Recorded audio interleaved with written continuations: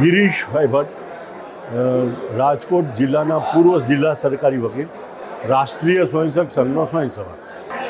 રાજકોટ નાગરિક સહકારી બેંકની મૂળભૂત શરૂઆત જન્મશંકરભાઈ અંતાણીએ કરી અને નાના સ્વરૂપમાં એ બેંક ચાલતી હતી અને એ બેંકને વિશાળ સ્વરૂપ, મોટું સ્વરૂપ આપવા માટે જે તે વખતના જનસંઘના કાર્યકર્તાઓએ નક્કી કર્યું અને 1969ની અંદર પહેલી વખત ઇલેક્શન થયું અને એમાં જે અનેક લોકો ડિરેક્ટર તરીકે ચૂંટાણા, એમાં કેશુભાઈ પટેલના ભાઈ ખોડીદાસભાઈ પટેલ, મનુભાઈ વોરા, અરવિંદભાઈ મણિયાર, કાંતિભાઈ ભટ્ટ, આવા અનેક ડિરેક્ટરો ચૂંટાણા અને એ લોકોએ 1969માં બેંકને કબજે કરી અને મારી યાદદાસ્ત પ્રમાણે ત્યારથી આજ દિવસ સુધી 2024ને અંત સુધી નાગરિક બેંકનો પ્રત્યક્ષ કબજો સંઘ આઈડિયોલોજી, RSSની આઈડિયોલોજીના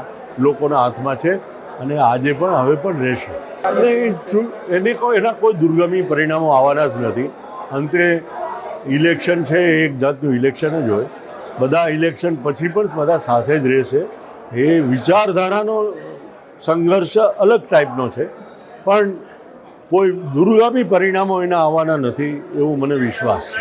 મારું નામ લલિતભાઈ વડેરિયા, મને બધા કાળુ મામાના નામથી ઓળખે છે અને હું સંસ્કાર પેનલનો ઉમેદવાર છું.